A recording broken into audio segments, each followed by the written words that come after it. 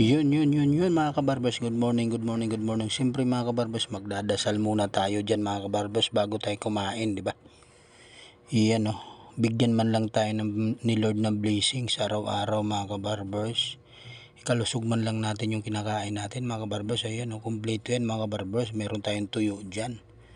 Siyempre mga kabarbers, meron din tayong dyan, sardinas na nilagyan mga kabarbers ng pitsay yata yan o ng alugbati mga kabarbers.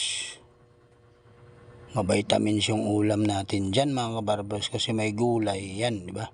Ayan oh, meron tayo dyan tortang talong mga kabarbers. Yan oh. Yun, napakasarap kumain mga kabarbers kapag pagod ka mga kabarbers. Yun, napaka-quality kumain. Ayan oh. Siyempre mga kabarbers, ganado kumain dyan si kabarbers, di ba? Ayan oh, napakahaba ng sili mga kabarbers, kasing haba ng buhay ko.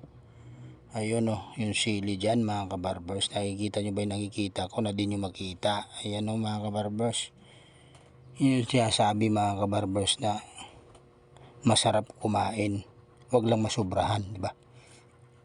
Yan o yung sili na sinasabi ko mga kabarbers, mahaba kasing haba ng buhay ko yan mga kabarbers, di ba? Yun, napaka-quality kumain mga kabarbers, napakasarap, di ba?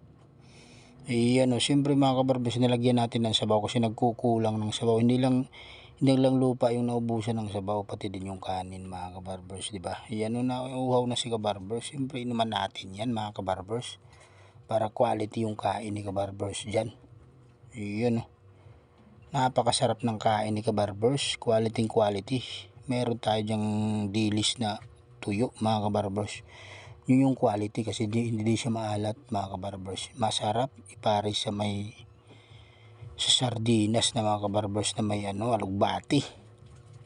Yun quality. Thank you mga kabarbers.